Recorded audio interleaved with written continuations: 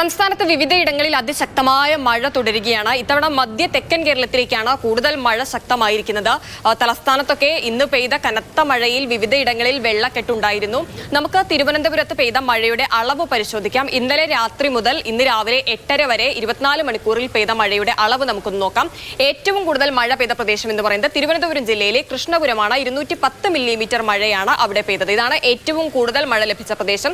ഇനി അടുത്തതായി വരുന്നത് തിരുവനന്തപുരം ജില്ലയിലെ പൊന്മുടിയാണ്. 186 മില്ലിമീറ്റർ മഴയാണ് അവിടെ പെയ്തത്.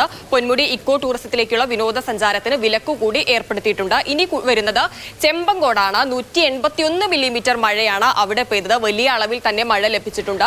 അടുത്തതായി ഏറ്റവും കൂടുതൽ മഴ ലഭിച്ച പ്രദേശം എന്ന് പറയുന്നത് നെയ്യാറ്റിൻകരയിലാണ്. 169 മില്ലിമീറ്റർ മഴയാണ് നെയ്യാറ്റിൻകരയിൽ ലഭിച്ചത്. ഇനി വരുന്ന പ്രദേശം എന്ന് പറയുന്നത് നെയ്യാറ്റിൻകരയ്ക്ക് തന്നെ സമീപമുള്ള പള്ളിച്ചലാണ്. 178 മില്ലിമീറ്റർ മഴയാണ് ലഭിച്ചത്.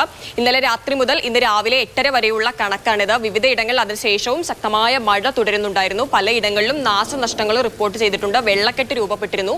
അപ്പോൾ ജാഗ്രതയോടെ സുരക്ഷിതരായിരിക്കുക.